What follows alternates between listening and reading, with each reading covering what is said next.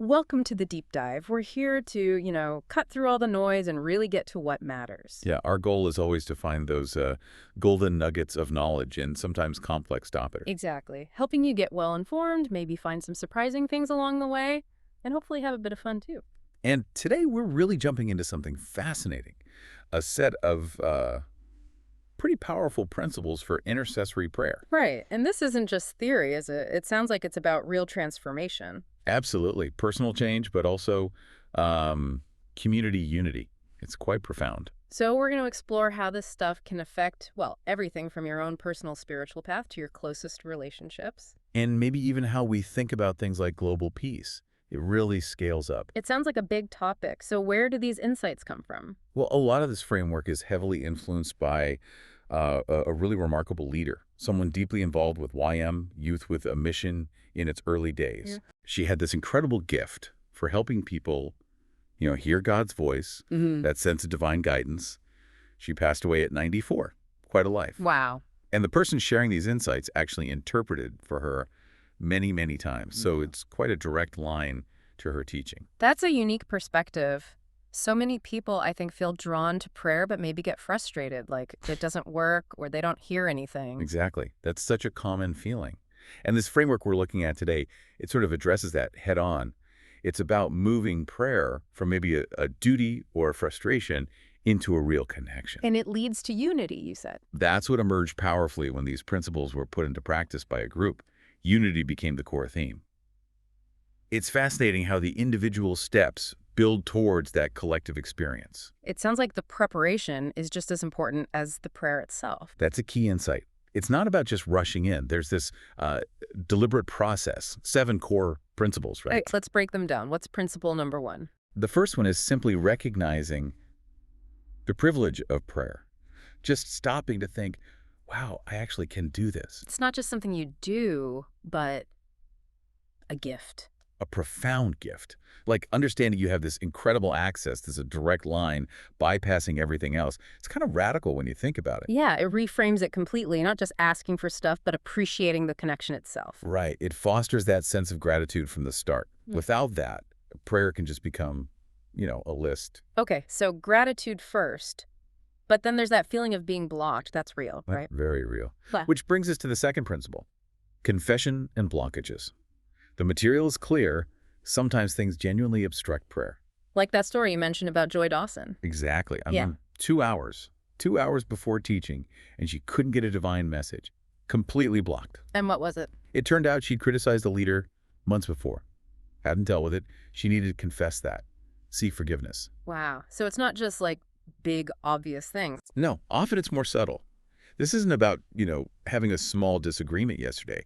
It's about discerning those deeper things that might be hindering that spiritual connection. Unresolved stuff. That's challenging. How do you even know? Well, that's part of the process, isn't it? That honest self-reflection. Is there something I need to address?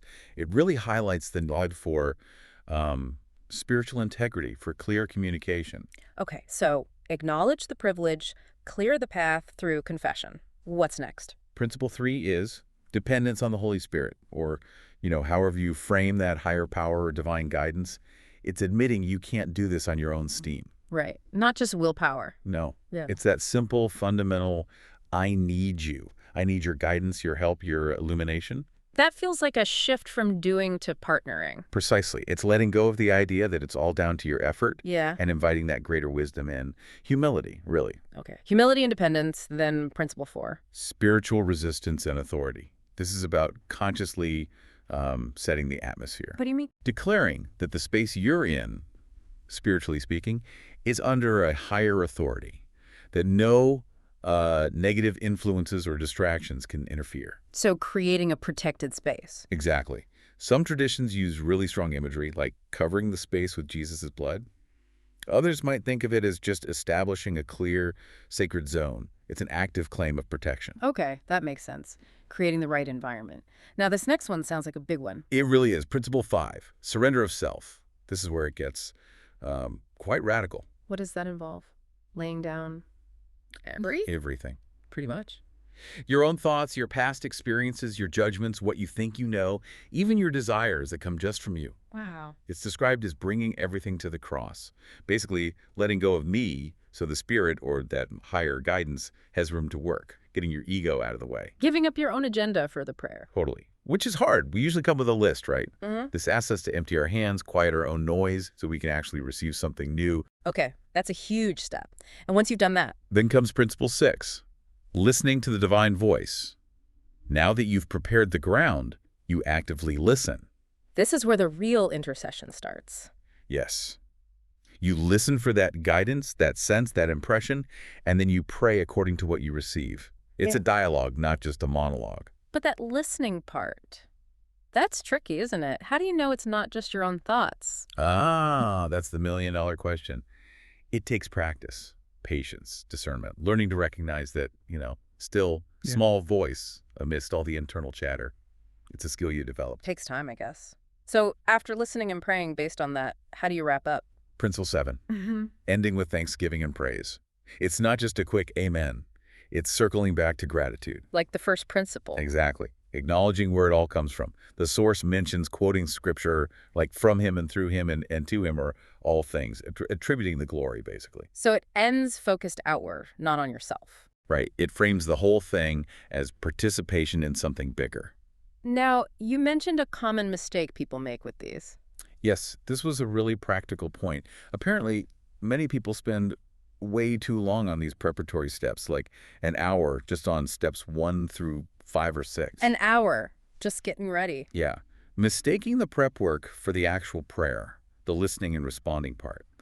The interpreter shared that for them, this whole prep phase might only take about 3 minutes. 3 minutes versus an hour, that's a big difference. Huge. Another issue is getting stuck trying to perfectly interpret what they sense during the listening phase. The advice was basically, be intentional, be thorough, but be efficient. Move through the prep so you can get to the core work. Don't get bogged down. Right, don't let the setup become the main event. Trust the process and move into the listening. Exactly. So these are the individual steps. But you said when a group did this together, something powerful happened around unity. Yes. Unity. That was the overwhelming theme that came out of their shared prayers and reflections after following these principles. It wasn't planned. It just emerged. Wow. So what did that look like? What kind of insights came up about unity? It was amazing, really diverse stuff. One person shared this beautiful image of the sky and the ocean, how they look so far apart but often reflect the exact same color. It's a symbol of that deep connection that exists even when things seem separate. Unity isn't always about being physically together. That's a lovely image, a shared essence. Right. And then someone else pointed out that true unity, it doesn't start out there, it starts inside you. Unity starts within. Personal transformation comes first. You can't force it on a group if individuals aren't ready. Exactly. And the foundation for all of it. Several people mentioned love, specifically linking it to Jesus' love on the cross. That kind of radical, unconditional love is seen as the bedrock. That makes sense. And what enables that love between flawed people? Well, that leads straight to forgiveness. This came up again and again. Forgiveness. Crucial. Absolutely. The idea was if we cling to our own laws, our personal standards, our grievances, our expectation of how others should be, we can't unite. Because everyone has different laws. Precisely. Forgiveness allows a higher law, God's law of compassion, to take over. It lets you embrace differences instead of judging them, letting go of your need to be right. That's huge. Letting go of being right. Isn't it just? Yeah. Then there was the one body concept, like a hand. If one finger hurts, the whole hand feels it. So everyone's connected, everyone matters. Yeah. Making sure nobody's excluded or left behind. Your pain is my pain, in a way. That requires a lot of empathy. It does. And interestingly, related to that, was the idea of celebrating weakness. Celebrating weakness, that sounds counterintuitive. Right, but it's not about putting yourself down. It's about being humble enough to admit where you're not strong, which then creates space for someone else's strength, their gifts, to shine. So it's about complementarity, making room for others. Exactly. You discover strengths together, you complement each other, instead of everyone trying to be the hero. So how do you get people to see each other that way? By fixing your gaze on a shared, higher purpose. If everyone's looking up towards the common goal, you're less likely to be focused on nitpicking each other's flaws. Looking in the same direction unifies. It really does. Relationships naturally seem to align better then. And the ultimate goal of all this unity, to become a holy community capable of spiritual breakthrough, Meaning? meaning using those combined gifts and that shared strength to make a real difference, to achieve things together they couldn't achieve alone, a collective impact. And what underpins the ability to even get there? Acceptance and trust. Someone shared this insight. When you truly understand you are accepted, flaws and all, it frees you up to accept others in the same way. That makes sense. Acceptance breeds acceptance. Right. And that builds trust. It helps overcome that pride or fear that keeps us guarded, leading towards a genuinely new community. And the model for this acceptance and forgiveness. Ultimately, emulating Jesus' forgiveness. That desire to be like him, to have that same depth of compassion, was seen as paramount. It's not just an action, but becoming that kind of person. Wow. And there were some really moving personal stories about this, weren't there? Oh, incredibly powerful. The speakers shared their own story, holding on to a grudge for 21 years. 21 years. That's a long time. A lifetime, almost, against someone who'd betrayed them. And during prayer, just got this overwhelming sense they had to forgive. Now, And the key message was, delayed forgiveness is not forgiveness. That really hit home for people, the urgency of it. Let it go now, don't wait. because waiting costs something. It really does. Yeah. Another person shared how they delayed forgiving someone, Mm. and then that person passed away. Oh, no. Yeah, deep regret. It just reinforced that message. When you feel that nudge to forgive, act on it. Don't put it off. It's for your freedom, too. Absolutely. That burden, others felt that too. Yes, people shared how bitterness felt, like this heavy weight they were carrying. And through prayer, realizing, wait, a higher power already carried this burden. I don't have to keep holding on to it. Freeing them up to release resentment, even towards difficult people like colleagues. Exactly. Such a practical release. And this idea of unity and forgiveness, it didn't just stay personal, did it? It went bigger. No, it's scaled up. Yeah. One person felt moved to pray for global unity, specifically mentioning the Israel-Iran conflict at the time, seeing that link between personal healing and world peace. It all connects. It seems to. Another interesting point was about unlocking potential. How does that relate to unity? Well, this participant observed how many people, maybe especially in certain cultures, kind of suppress their real selves, their gifts. Unity means creating a safe space where everyone feels free to be fully themselves, like kids almost, without holding back. So unity is also about liberation, letting everyone shine. Yeah, authentic expression, allowing all those diverse gifts to come out for the good of the whole. And simple things matter too. Definitely. Just greeting each other with, I love you, or God bless you. Those simple phrases were seen as powerful languages of unity, building that culture of care. That's lovely. And there were some striking analogies too, right? The flag. Oh yeah, two great ones. Yeah. First, the flag analogy. Imagine trying to unfurl a big flag by yourself on a still day. Hard work, right? Yeah, clumsy. But if you just let the wind, that higher power, that guiding force catch it, it unfurls perfectly, effortlessly. Ah, so unity is less about striving and more about surrender, Surrender. alignment. Exactly. Letting a higher purpose work through you, rather than relying solely on human effort. I like that. And the other one, gears. The gears or cogs analogy. Picture intricate clockwork gears. They might look sharp, even potentially harmful on their own, Right. but they only work when they mesh perfectly, when they have the same shape, the same heart or purpose. If just one cog is off, the whole machine grinds to a halt. So everyone needs to be aligned in purpose and intention for the community to function well. Every part is crucial. Precisely. It emphasizes that need for shared values and alignment. And ultimately, all this unity, all these gears working together, what's the point? The deepest purpose shared was incredibly simple and profound: to save a single soul. All the effort, the community building, the spiritual growth, it comes down to impacting individual lives for the better. Bringing it back to the individual. Wow. So how did they put all this into practice during this session? Well, they focused their prayer time on two main areas. First, individual revival. Praying for personal change within each person. Yeah, for that inner transformation, that revival of love, that's needed to even be united, getting the foundation right within each heart. Okay. And the second area? Relational maturity. Praying specifically for growth and how they related to each other. So things like forgiveness in action. Exactly. Forgiveness, accepting differences, really caring for those on the margins, developing character within the community, building those healthy connections. And they used a specific style of prayer. Yes, what they called popcorn-style prayer. Yeah. Like kernels popping. Short, spontaneous, spirit-led prayers bubbling up from anyone who felt inspired. Not long speeches, just quick, heartfelt contributions. Sounds dynamic. Keeps everyone involved. Very much so. And they made space for tangible action, too. If someone felt called to forgive right then and there, They could get support. yes, they were invited to come forward, receive prayer, even physical support, like laying on hands from the group, really helping them experience that breakthrough moment together. Making it real, not just an idea. Exactly. And the final exercise sounds incredibly intimate, focusing on marriage.